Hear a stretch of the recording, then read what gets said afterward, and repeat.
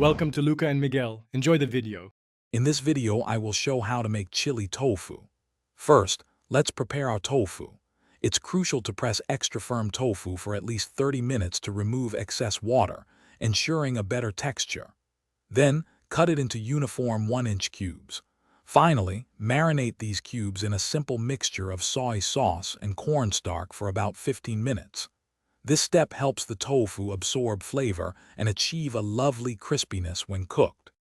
Now let's get that tofu wonderfully crispy. You have two great options, pan frying or air frying. If pan frying, use about 2 tablespoons of oil over medium-high heat, cooking until golden brown on all sides.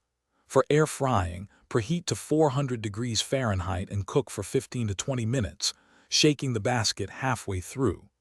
Both methods yield a fantastic, crunchy exterior that's perfect for our chili tofu.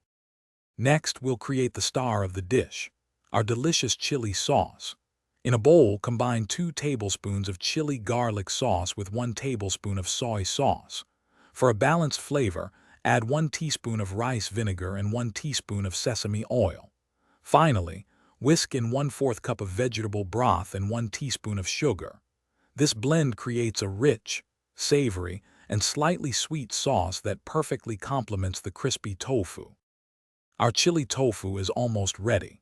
Gently toss the crispy tofu cubes with the prepared chili sauce until every piece is beautifully coated. The goal is to evenly distribute that incredible flavor without breaking the tofu. For a final touch, garnish with fresh chopped green onions and a sprinkle of toasted sesame seeds. Serve this delightful dish immediately over fluffy steamed rice or your favorite noodles for a truly satisfying meal. Thanks for watching and please subscribe. It's the best investment you'll ever make.